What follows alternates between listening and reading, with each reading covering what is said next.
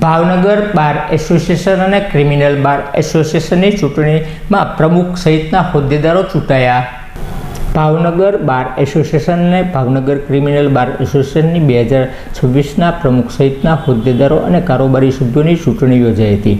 આ ચૂંટણીની અંદર કુલ મતદારો 376 છે, જે પૈકીના 267 મતદારોએ પોતાના મતાધિકારનો ઉપયોગ કર્યો હતો. આમાં આ ચૂંટણીમાં 72% જેટલું મતદાન થયું હતું, જેમાં ખાસ કરીને અગાઉ પ્રમુખ પદે હિરેનભાઈ જાની બિનહરીફ વરણી કરવામાં આવી હતી. તેની સાથોસાથ ઉપપ્રમુખ પદે પણ હિતેશભાઈ શાહ પણ બિનહરીફ વરણી કરવામાં આવી હતી. તેમજ મહિલા પ્રતિનિધિ પદે અરુણાબેન દિનેશભાઈ ચૌહાણને પણ બિનહરીફ વરણી કરવામાં આવી હતી. જ્યારે આજે 2 મંત્રી અને 1 ખજાનચીની ચૂંટણી માટે મતદાન થયું હતું, જેમાં મંત્રી પદે જિજ્ઞેશભાઈ આસ્તિક અને કલ્પેશભાઈ વ્યાસ ચૂંટાયા હતા, જ્યારે ખજાનચી પદે અમિતભાઈ જાની ચૂંટાયા હતા. તેમજ 21 સભ્યોની કારોબારી પણ બિનહરીફ ચૂંટાઈ હતી.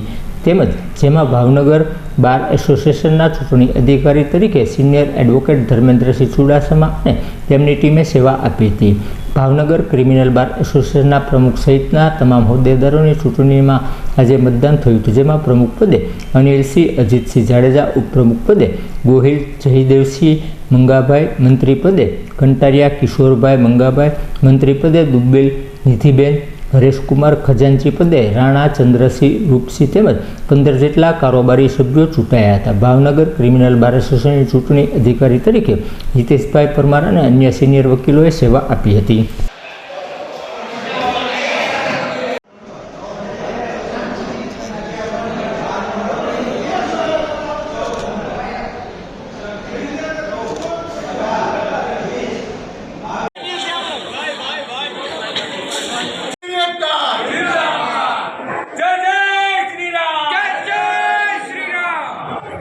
સંજયભાઈ ચાલુ કરી દો.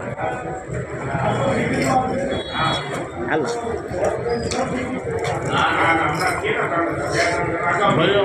આખો તો આખો જાવ આ બધા પણ વચ્ચે વચ્ચે આવ્યા કરે ક્યાં ભાઈ.